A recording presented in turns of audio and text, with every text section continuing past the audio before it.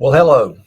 We're going to be talking about something tonight I think every one of us have dealt with at some point in our life. But before I get started on our subject matter tonight, welcome, Mr. Denver. Glad to be with us again.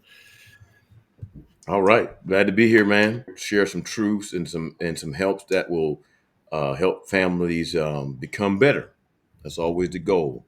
Become better. Absolutely.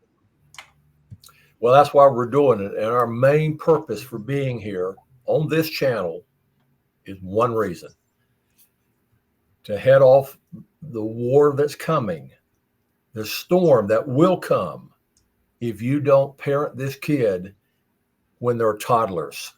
That's when you begin. So we're teaching a curriculum, as you can see right now, called Loving Solutions. It's designed for children 10 and below. The book says 5, but Mr. Denver, what do you think about 5? Is that when you want to start? Now you want to start long before that. That's why we have those considered those terrible twos. That's when you want to really buckle down and start parenting that child and giving them direction and instruction that they need. And there's a way to do that. It's just that parents have to be consistent and persistent in that process. So, and that's what Love and Solution does. It gives you direction, sound direction to help young families raising smaller children to gain the control of their home and gain major influence over that child's behavior in order to direct them later on. So this program or this Loving Solution is one of the greatest curriculums that I've seen to make that happen, and that's why we've been using it, and it's been effective. Well, let me ask you a question. What the heck qualifies you to be even talking about this subject with kids?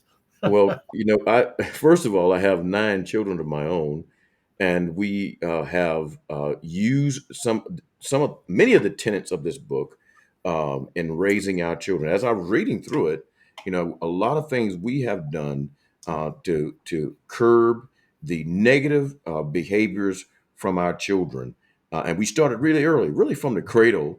When that baby starts to cry, let them cry. They'll be fine as long as they're safe, clean, and fed. They'll be fine. Let help teach them to self-soothe, and that's Mhm. where it really starts at that bedrock. And of course, I have a master's degree in marriage and family and mental health counseling, and I've used the knowledge that I have there to help many other families because every family is different. Um, there's no one size fits all family, but there is a process that each family, to be successful with raising their children, have to go through. Which is this is what basics we're talking about: love and affection, respect, anger management. These are the basic things that every family needs to be able to be successful. And that may look differently, but it's the basic tenets that needs to be enacted in each home. And that's what we teach, Glenn. And it's been a blessing to be able to help you over the years with families to be able to make that happen for them. And we've seen great success over the years. Yes, we have. And you've been with what, 2 weeks now? Almost 16 years. So it's been December will be, well, January of this year, next year will be 16 years. And it's been a blessing. It's been the greatest thing that I think I've ever been able to do in this life. Of course, our goal is always to help families, but to also lead them to the foot of the cross, which is the ultimate thing we want to do. But God gave us wisdom and to Mhm. be able to help in many areas of life, and that's what we want to share that with the families we deal with even now, and the ones we've coached in the past. Well, you brought up a subject. Let's go ahead and address it. You said you mentioned a faith component to this. How Sure. does that impact the person that doesn't believe what we believe? Well, Glenn, the basic tenets of what we teach are basically scriptural, but you don't have to follow Jesus the way we do. It would Mhm. help if you did, but if Mhm. you don't, the basic tenets of the scriptures are for everybody. It's for everyday living. And Loving Solution gives a good breakdown that will help every family, every person from all walk of life. And we've had people in our camp, Glenn, and from all walks of life who Yeah, didn't believe what we believe. And it worked absolutely. for them. It Yeah. worked. This basic process of parenting, you know, common sense parenting works for every parent that we've come in contact with. And now, like I said, it's an absolute bonus, which is our really intended focus, is really to help families see Jesus in all of this, and then eventually follow Him. But like we said, and that we've always give that disclaimer that you don't have to do that, but it's because it's a choice. Everybody has to make a choice. We're not going to make anybody do anything, but we're going to present the gospel in a way that is acceptable, and that people can receive it from all walks of life, and that's with love, and that's really what it's all about. Our goal has never been to convict or convert anybody. Our goal is to put peace in your home. Well, because you're starting young, you may not even understand what I'm talking about, but you may have had a sibling that helps you understand, or somebody that we're talking about. But the bottom line is, we want to make sure that you never have to deal with a child that tells you what they're going to do and what they're not going to do. That child will be your worst nightmare. So if you start with us in Loving Solutions, you can go to our website, theparenthelpcenter.com, look under our programs, and you can find this book. Purchase it. Then you'll get me coaching you every page, every unit through raising up your children, so you don't have to lay at bed at night and say, golly, I wished I had a, because that's a bad place to be. There's no excuse. Get this book, follow us through this book, and you're going to raise a child that's going to grow up, that's going to make you proud, not that you're going to have to visit in the jail or the morgue. That's our goal. And that's a And you little know, blunt. Dever. and you know, Glenn, the whole premise of what we want to do also is we want parents to be proactive. And often we parents are reactive. And therefore, in the reactive stage of raising children, they end up pushing those children away. And that's That's what we don't want. We want to build relationship alongside having good behavior at the same time. And that's why being taking the proactive approach and learning the tools that we teach early, it will certainly help that young parent guide that child and themselves in a way that will be more productive in the family, and to create that unity and peace. And we've done it. I mean, I know it works. yep, My wife and I've done it. All nine of our children, they're doing very well.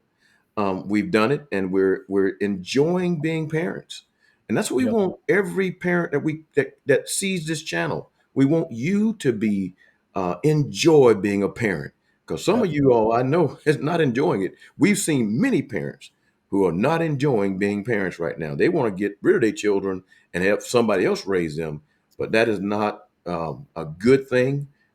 It can be done if you got enough money. There are people who will you can pay, and they will raise your children for you, and you will, absolutely. but that's not what we want. I mean, children deserve to be raised in a loving home with parents who love them, to guide them and be there for them when they need them. Well, Denver, what if somebody stumbled across this YouTube channel and they have a 12, 13-year-old that just won't listen to them? Is there something we can do to help them? Yes, we have the other book we have is called The Parent Project, and it's designed to curb young adolescent behavior. It goes along simultaneous with Loving Solutions, but this is very important that we, when that child is that age, before it gets even worse, 12, 13, when they start changing, especially boys, we really got to get a hold of that behavior before it becomes destructive, and that child will run your house. And this is what Glenn and I have been doing for the last. Well, he's been doing it for 25 years or so, and I've been there with him about 16 years. We've been working with those families who children are knocking holes in the walls and tearing down doors, and abusing, physically abusing parents, and some Put parents have put even, hands on their parents. Yeah, yeah, they burned the parents' house down. I mean, we've heard every kind of horror story from the adolescent community with parents who raise in adolescents. It's tough, and we have to really put the effort in at that point and really support that family more than ever before. That's why Glenn created the support groups, and we used to have it live where all parents would come together, but now we've on the information superhighway, and and everybody, is doing it online now, but you will find that you are not alone, and that you have other parents who are experiencing exactly what you're experiencing, and that way, when you come together, you can strategize, and that's what we want our parents to do, to be able to strategize with one another, along with us coaching you to help you through this adolescent phase. So we have Loving Solution, and then we have the parent project, which is designed for your children who are adolescents, 13, 14, and 15, and so on. And then we can help with that. Actually, that book is called Changing Behavior of Adolescents. That's the name of the curriculum. Yes. 16 units long. It's going to take a whole lot more work to change that adolescent than it is a child. That's why to get started now. Absolutely, Therefore, brother. Absolutely. We are going to teach this with passion. And one of the subjects we're going to talk about this afternoon, tomorrow morning, wherever you're watching this at, because people watch it all times of the day, is something that every one of us have dealt or seen somebody deal with it. And that's a kid standing by their leg, pulling on their leg, mama, mama, mama. And you're on the phone. You're trying to talk to somebody, communicate with somebody, but this kid is not going to give up. They are absolutely determined to get your attention. So we're going to be talking about teaching children to be respectful and avoid interrupting you, because your time is important. So why should parents teach kids respect and patience? Because that's something most of the kids we deal with today have no respect for authority and have absolutely no patience when it comes to dealing with not getting what they want immediately. We'll talk about that a lot later. But right now, let's get into how we could fix this particular problem. Number one, the reason we want to teach these kids is it builds a strong foundation early. Now, why is that important? Because any foundation has to be solid. It's something that you have to stand on. It builds trust and a healthy relationship. It prepares our kids for school in that social environment that they don't have a clue how to deal with yet, because we haven't trained them. And it prevents defiance and chaos in the home. This picture you're looking at right now, I paid $400 20 plus years ago. All I had to do was stand in front of the mirror and take a picture of me and my son. I did everything wrong. But guys, I'm telling you, what we're teaching you now absolutely changes behavior. And it happens to be the #1 court mandated parenting curriculum in the nation, court ordered parenting program in the nation. What they did was take the adolescent book. Parents kept saying, Bud and Roger, how come you don't have one for younger kids? That's how Loving Solutions came about. It's the same principles, except for younger kids, 10 and below. The examples are age appropriate. That's the only difference. The principles are identical. So we want to prevent defiance and chaos in our home. So why do kids even disrupt first place? Number one, they could be excited. Definitely they're impatient. Lack of awareness of social etiquette, because they're kids. If we don't train them at this age right now that you're looking on your slide, who's going to? They have to know, wait. We'll get to you as soon as we're finished. And many of them just want attention. They want validation that they see you, they recognize that you recognize them. And the bottom line is, if they don't get that attention quickly, they're going to do what? Throw a tantrum. Well, whose fault is that?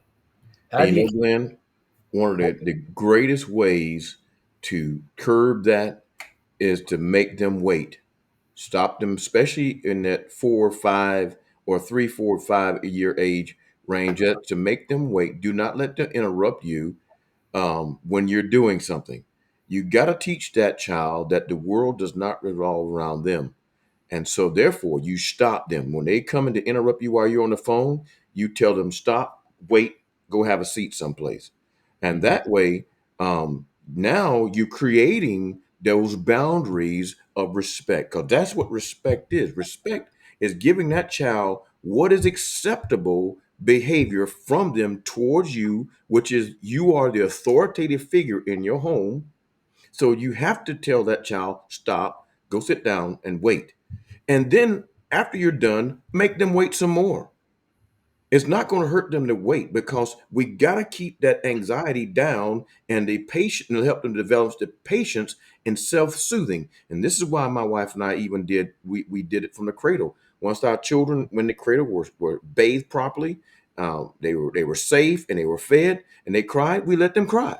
Yeah. And but to help them self-soothe. And the same However, basic premise. Yes, sir. most of the parents today are going to have some kind of a nanny cam. Yes. They can see that kid is safe. Yes. And they simply go in and say, honey, when you calm down, then you can come out. Then Yep. I'll come get you. They're not hungry. They're not have a dirty diaper. You know they're okay. Yeah. They need to be left there. That's And right. understand you're not going to jump just because they scream and yell. Absolutely. And the sooner we learn that, teach them the children that, the better off that boundary of respect will be embedded in them. That they cannot just walk over mom and dad, and speak over them like that. That's just how respect works. And it's, I mean, it seems people think that's a small deal, but that's a real big deal, Glenn. And, Amen. and if we don't get a hold of that one right away, then without respect, as we all know, everything goes downhill from there. Everything. And Everything. we gotta get a hold of it early. If I was that mom, I would tell the person I'm talking to on the phone, could you give me just 1 second? I would bend down, look that child straight in the eye. Yep. Mama loves you, but you have to wait until I get off the phone. And then turn your back on that child and finish your conversation. Absolutely. That child will learn very quickly. Mama means business. And I'm telling you, if that child acts out with your back turned to them, they're going straight to a timeout when you get finished. Yep. They're going to be standing in a corner with their nose in the corner for probably 3 or 4 minutes, which is an eternity for a child. Absolutely. My I've, 4-year-old granddaughter right now, that's what we're doing. We're helping that process. And I came home one day and she was sitting by the pantry door in the kitchen. I was like, "What are you sitting there for?" And my wife said, "Because I told her to sit there." And she been sitting there for a while. That helps that child develop those internal controls yeah, that's needed to control, because you can't control children, but they have to develop those internal controls to be able to control themselves when they're directed to do so by the authoritative figure in their life, whether it be the mom, dad, grandparents, police, whomever. And this is the bedrock of it all. It has to yeah, be established early. absolutely. Start early. That's Yes. it. Skills need practice from the very beginning. Kids 2 to 7, that's the critical point of forming everything you want them to understand. Those habits can be developed positively instead of negatively if done right. Waiting leads to harder corrections later. If they don't learn to wait now, the corrections later could be jail. It could be anything that you don't want have to deal with. Now, let me tell you this. You better be able to do what you're asking this kid to do. What does that mean, Mr. Glenn? Lead by example. Show respect in your words and your actions. Actively listen to your child. Pay attention. That's the way they know that you are listening to them. And hey, if you accidentally, I'm sure that's what would happen, accidentally interrupt, you need to admit, hey, Mama was sorry. I shouldn't have done that. I was wrong. They have to understand that you're holding yourself accountable as well. Yeah, I think this show respect in your words. That is really, really important, because often parents who are not saved and who are just living their life according to them, they actually curse their children out. and Yeah. say bad words to them, and then they wonder why that child grows up and starts saying bad words to them. You know, um, Mhm. and you said it best, Glenn. You have to take responsibility for your actions, and don't let your way of parenting that child be a negative one from you. And you, because that child will become you. If you say bad words out your mouth, Amen. if you have bad behavior, that child will mimic you.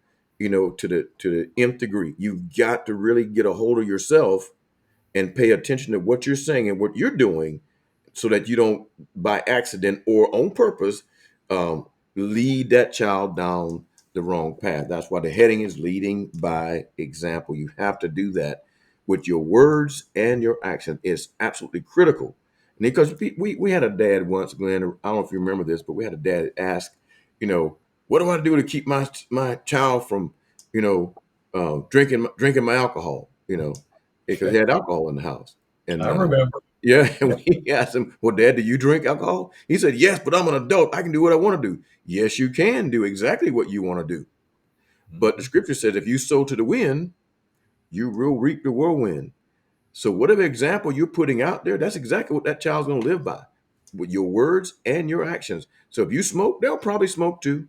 Yeah. This is what it is. If you're giver and generous, then they'll be givers and generous too.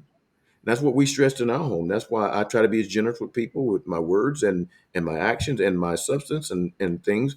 And my children now the same. They'll give you the shirt off their back, because that is the way we wanted them to be raised. And we had to be very careful with ourselves to make sure we're leading by the example that we want to project in front of them. And the absolute truth is this: our kids will learn more by watching us than they ever will learn by listening to us. Amen, brother. Mr. Dever said the absolute truth. By the way, we're not going to lie to you No. ever. We're going to tell you the truth. We know what works.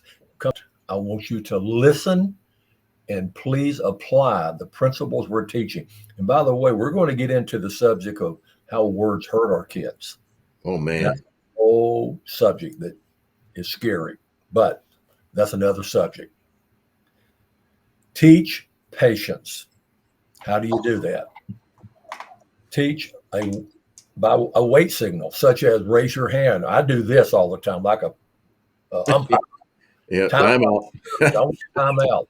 They know what that means, and you have to have a signal. Praise waiting behavior with encouragement. When that child does what you asked them to do, what you told them to do, it's a big deal. We call it a positive stroke. Make sure that kid knows that you know they did good. Practice turn taking with games. You can learn a lot through games. So, Amen. patience. Also, establish boundaries, and they have to be clear. Cannot be no interrupting. That's the rule. And when they know that's a rule and they interrupt, there has to be a negative consequence that goes with it. They have to understand there's a for every decision this child makes in life, there will be one of two options, positive or a negative consequence. Use consistent consequences. We use timeouts for children this age, 1 minute per age. And as I said, that 1 minute is an eternity for a 4 year old, a 2 year old. It's going to take a lot of patience on your part. And every time you can, reinforce with positive reinforcement. They Yep, don't need any negative. They'll get that from the rest of the world. They need mom absolutely. and dad to be as positive as they can and enforce the rules with love and affection, period. And Glenn, when we do our family devotions, everything we do in that circle is designed to help the younger ones grow and develop, as well as teach the older ones better things and better ways to do things in life. You And they're know, watching you. they're watching, absolutely. And where, as I mentioned, we will give each person the opportunity to speak uninterrupted. And if anybody speaks while that person's speaking before they're finished, it is a stern rebuke, because we mean business. We give Yep. even, and we start that with that child. We ask them, "Do you have anything?" At age 3, And then they'll look at me like they don't really know what we're talking about. Or Yeah. they'll just one kid is like, oh, can I have a hot dog? They'll just say something ridiculous. you know. But the idea is giving them the understanding that you don't speak before your turn. And when you're done speaking and it's the next person, you be quiet Yeah. and you listen to what they have to say because everybody deserves to be heard. What are we doing? We're affirming that child. And we're teaching them how to be patient with other people and listening for good instruction. That's what we're teaching them. And we want them to have that ability to do that. Otherwise, they'll create crazy nonsense in their own head or listen to something that they've heard at school or on the internet one day, and that'll throw them off completely off course. But this is all part of the relationship building process. That's why we intentionally do this, and that's what proactive parenting looks like. You have Absolutely. to be intentional with that. Absolutely. Speaking of teaching, I saw a movie this week or last week now. A true story about a teacher out of North Carolina who went to New York City and wound up in the most difficult elementary school in all of New York.